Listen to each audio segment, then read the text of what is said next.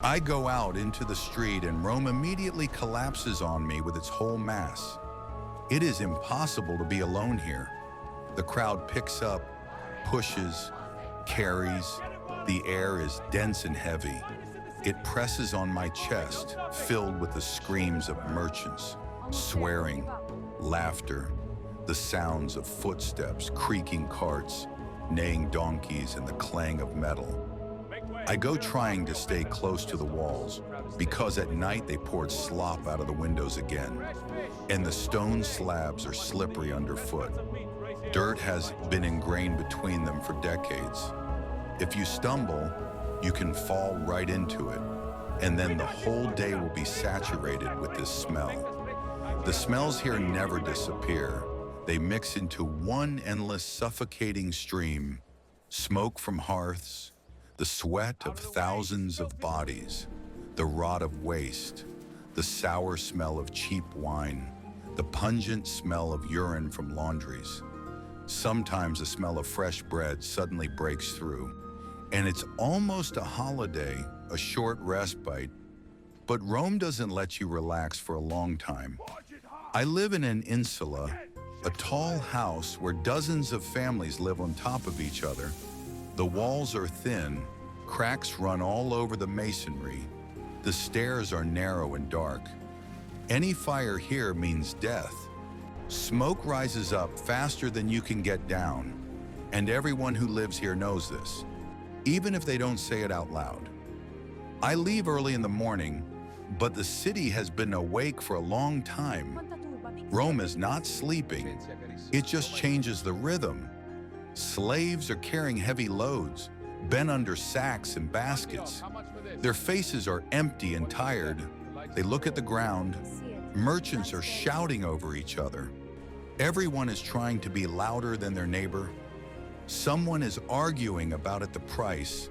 Someone accuses of cheating. A quarrel breaks out nearby. But after a minute, it is already forgotten because there is no time to linger here. A patrician in clean clothes walks along the street. Slaves follow him. The crowd parts by itself. No one wants problems. After a few steps, a beggar sits against the wall. He holds out his hand, but most pass by without looking. In Rome, wealth and poverty are not separated by blocks. They walk side by side. The market is noisy. Fish is lying on the shelves under the sun. Flies are hovering over it. Meat is hanging, exuding a heavy, sweet smell. Sellers assure that everything is fresh, although everyone knows that this is not true if the food starts to spoil. It's just being seasoned more. I push my way between the counters. I feel someone brushing my shoulder, elbow. They don't apologize here. They just keep going. The day is getting hotter. The sun is rising higher. The stone under my feet is heating up. Dust rises with every step and sticks to the skin. Sweat flows down my back. Clothes become heavy and wet. I pass by workshops. A blacksmith hits metal right by the road. Sparks fly towards the crowd, and no one moves away. Everyone is used to it. There are tanners nearby who stink so much that I want to delay breathing. But this is also a part of the street, a part of life. During the day, many go to the baths, not only to wash off the dirt, but also to relax, talk, hear the news. Everything is discussed here. Wars, taxes, rumors about the emperor. Conversations disperse faster than official orders. By noon, the heat becomes unbearable. There is almost no shade. People huddle against the walls. Someone sits directly on the stones. Someone drinks water. The streets do not empty. They just slow down. In the late afternoon, the crowd thickens again. Someone returns home. Someone goes to drink cheap sour wine. Conversations, they get louder. The laughter gets rougher. Sometimes fights break out, and passers-by just avoid them because it's dangerous to interfere. The city changes at dusk. The lights are bad. The light is weak and trembling. The shadows in the alleys are getting longer. The footsteps are too close. I accelerate my pace because I know that Rome is dangerous at night. It's easy to disappear here. It's easy to become a victim of a robber or gang. The screams in the dark quickly subside.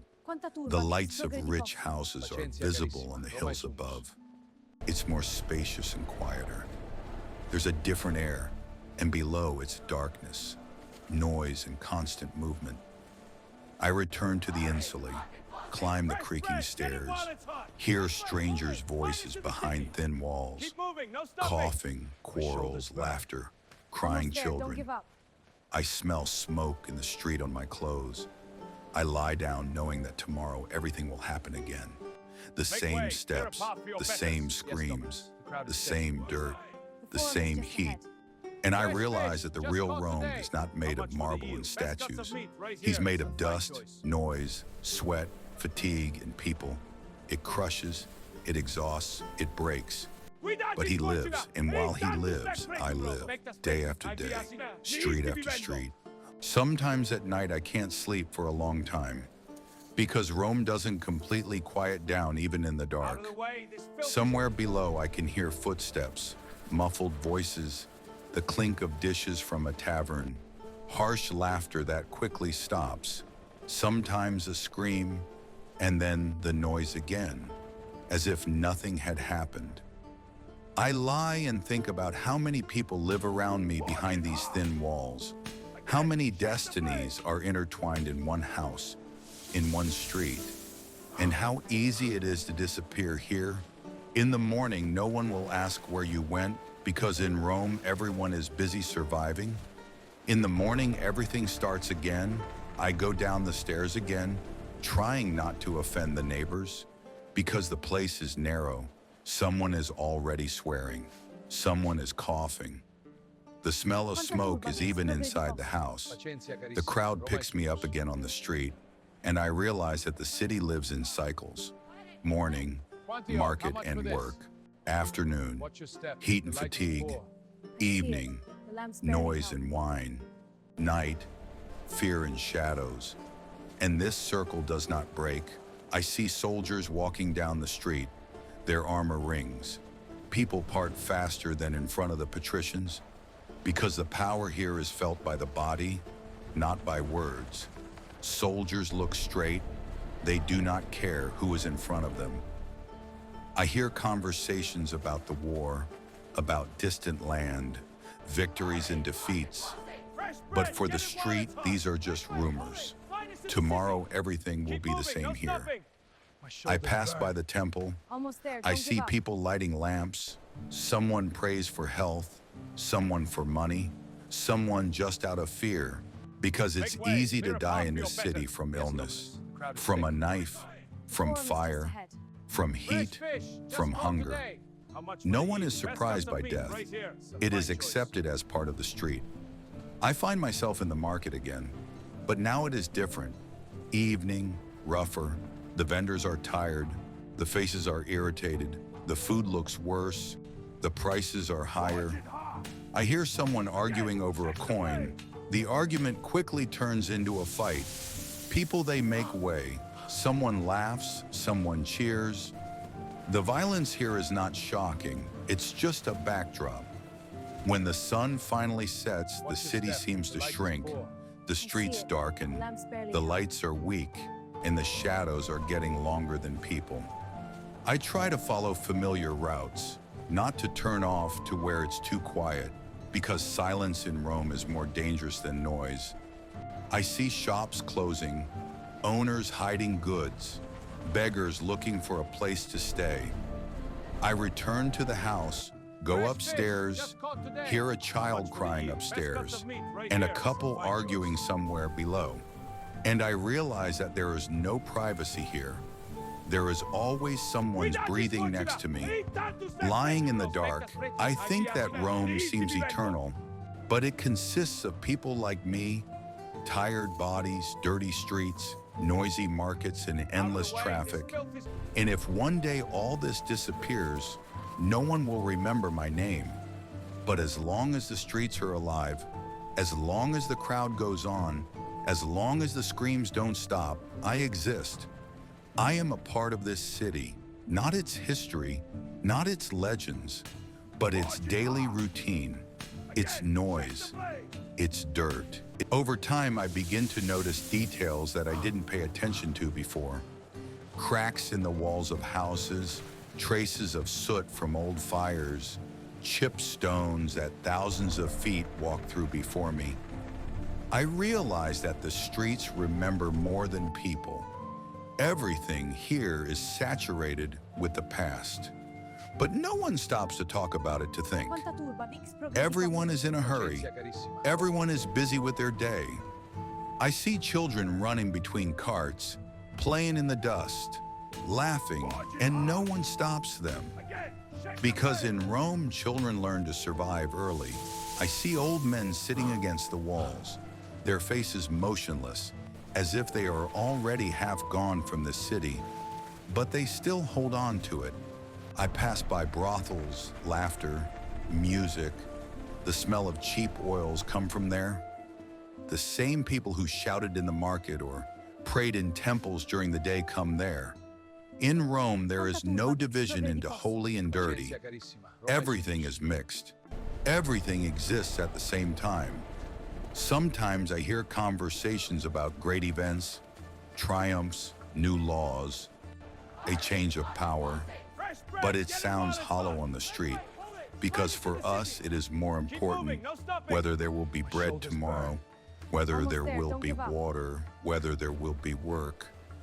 I see how slaves fall from fatigue, and no one stops, because if you stop, you will become part of the dirt under your feet.